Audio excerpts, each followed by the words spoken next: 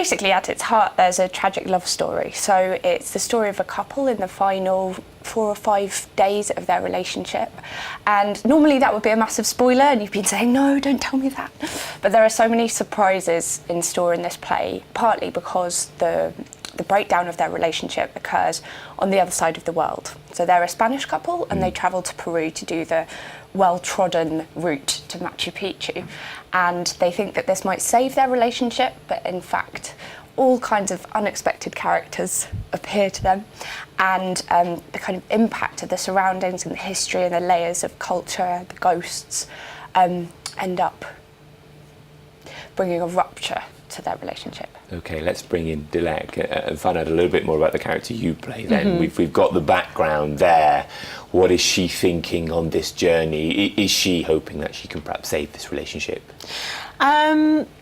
I think she's very much torn. I think she's very much in limbo from the start of the play. And I think she is on the cusp of what could potentially be a massive transformation.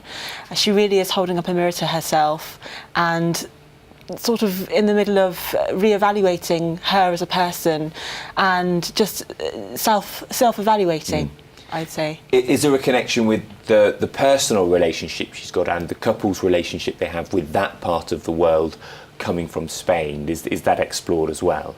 I think it certainly is. For my character particularly, she's very affected by what she sees in Cuzco, and I think it brings up a lot of questions for her on a personal level, definitely.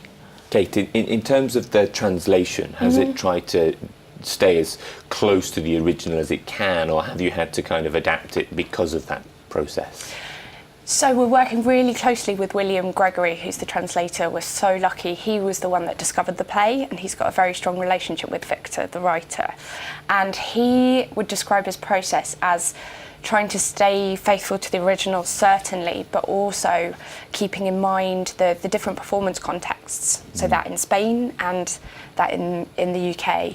And he used to be an actor, so he has a very strong sense of theatricality and of all the issues that I as a director think about when I'm directing a show, he is also thinking about. So the translation he comes up with is both faithful but also carefully crafted for an audience here. Yeah, obviously nationality is quite a poignant issue at the moment with what we are experiencing. Are there direct relations to kind of the world we're in?